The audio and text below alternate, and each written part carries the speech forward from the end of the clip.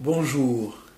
Le mois dernier, nous vous avons parlé de la nation comme élément très important dans la constitution de l'État. Cette fois-ci, dans le prolongement, si vous voulez, de ce que nous avons traité le mois dernier, nous avons relevé un élément très important qui a un impact véritable sur la stabilité même de l'État. C'est l'éducation de nos populations. L'éducation, dans son sens, si vous voulez, restreint, nous amène à parler de l'éducation classique et traditionnelle, c'est-à-dire l'éducation faite à l'école. Vous allez à l'école, vous apprenez l'histoire de la géographie, les maths, et tout. Oui, c'est une partie de l'éducation, mais notre notion, si vous voulez, d'éducation est beaucoup plus large.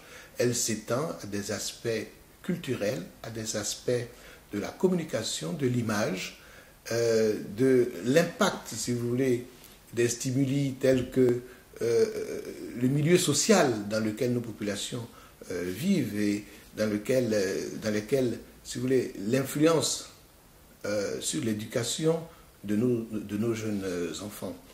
Donc, nous avons effectivement noté un certain nombre de choses telles que, si vous voulez, l'identité même que nous voulons avoir à l'horizon 2020-2030, quelle image nous voulons avoir. Donc, si nous déterminons l'image de l'Ivoirien, il faut bien l'éduquer pour avoir, si vous voulez, tous les éléments pour être prêt en 2020-2030.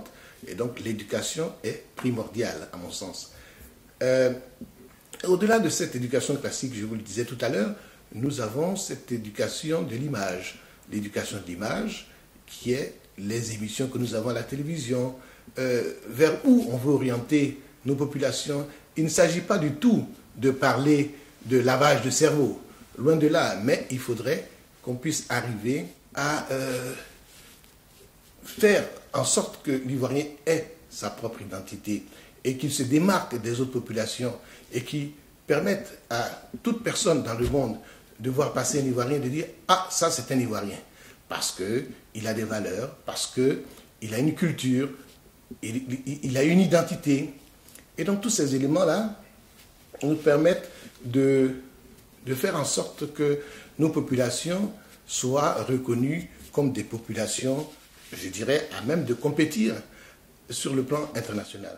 Nous avons eu des peintres tels que Christian Latier, qui était connu de nos populations à l'époque, qui a laissé des traces. Et je l'ai dit, j'ai été très très surpris de retrouver au sein de la Banque mondiale, de International Finance Corporation, le bureau de AFC sur Pennsylvania Avenue à Washington, j'ai été très très surpris de retrouver dans le hall de la banque, du groupe de la Banque mondiale, un chef-d'œuvre de Christian Latier exposé en plein hall de cette organisation et de ce groupe-là. Au début, quand de loin j'ai remarqué cette œuvre, je me suis dit, attention, c'est pas Christian Latier qui l'a fait. Et je suis allé donc près de cette œuvre et j'ai trouvé une petite plaque sur laquelle était inscrite le nom de Christian Latier, dont, enfin c'était un don fait par Alain Bambara de Cosmivoire. Donc, nous avons des valeurs telles que certains artistes qui nous ont fait honneur au plan international. Nous avons des sportifs, tels que Gaussou Kony, j'en parlais avec des amis la dernière fois. Gaussou Kony, quelqu'un qui, en 1964, était aux Jeux Olympiques de Tokyo. Et il a été parmi les meilleurs au monde sur les 100 mètres. Et ce monsieur vit, il existe. Il devrait aujourd'hui un modèle pour notre jeunesse. Nous avons eu des gens comme Louga François qui sont passés à l'Olympia, parmi les premiers Africains à passer à l'Olympia. Et nous avons eu Tiako, nous avons eu des footballeurs, nous avons eu des artistes, des chanteurs, nous avons eu Magic System qui existe. Et je pense que c'est autour de ces éléments-là que nous pouvons, bien évidemment, former notre jeunesse, parce que l'éducation, c'est la transmission de connaissances, hein, je crois, de savoir, et donc et d'identité.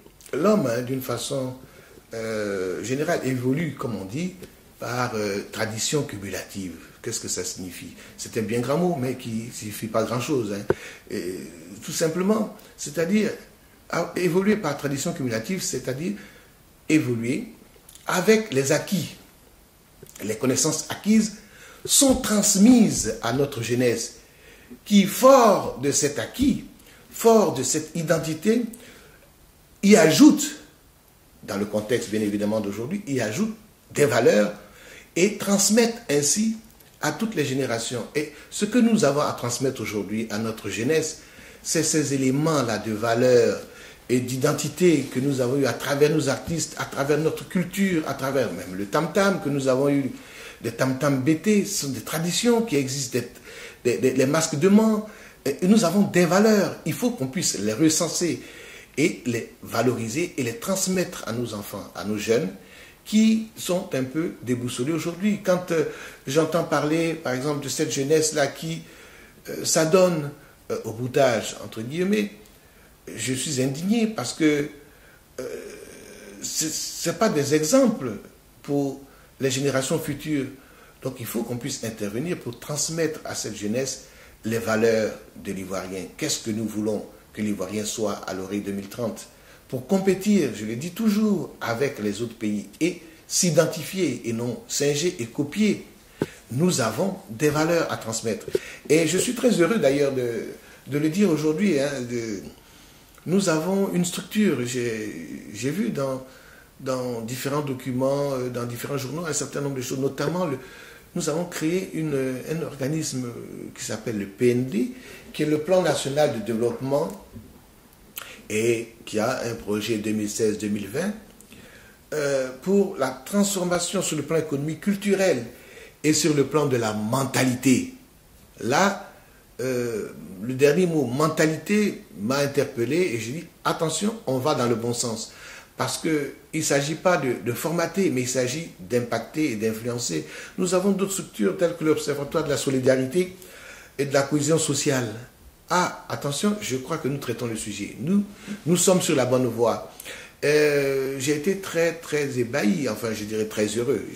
Ébahi, c'est trop dire, mais j'ai été très, très heureux la dernière fois de voir un slogan à la télévision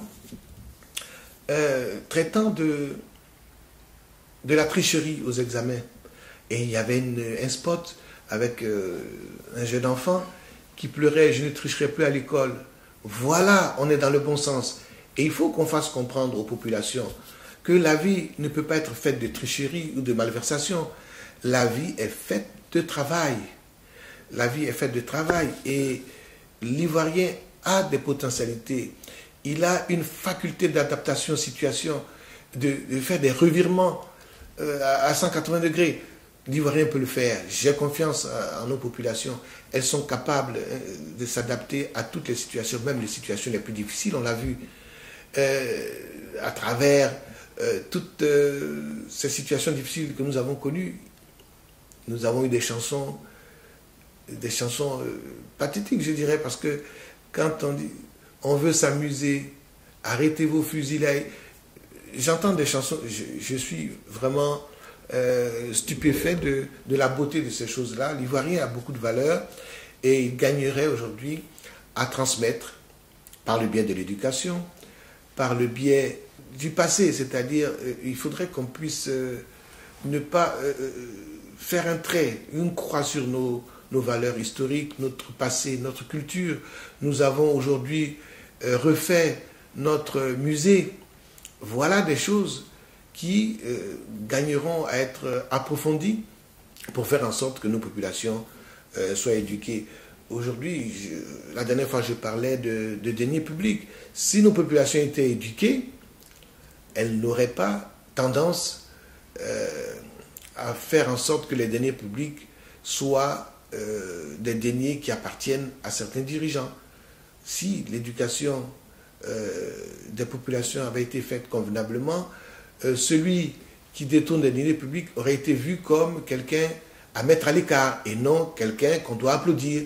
Et je dis tout ça, c'est l'éducation, c'est la formation.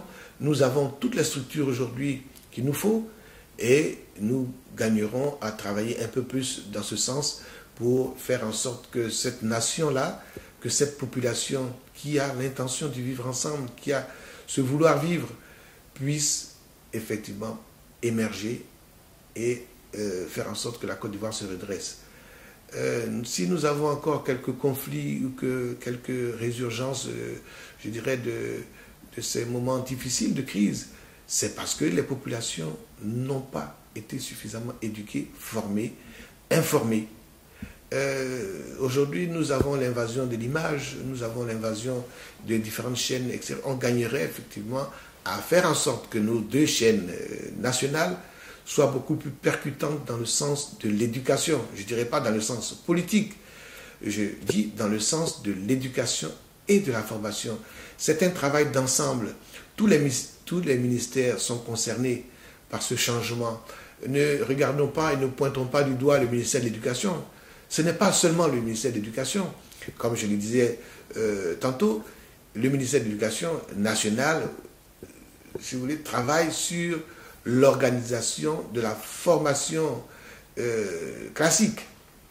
Nous avons la formation culturelle, nous avons la formation de nos journalistes, nous avons la censure que nous devons faire à certaines images, la censure que nous devons opérer dans les chansons que nous diffusons sur nos antennes, si on veut effectivement faire en sorte que l'Ivoirien ait une tête, un corps bien fait, un esprit bien fait, dans un corps bien fait.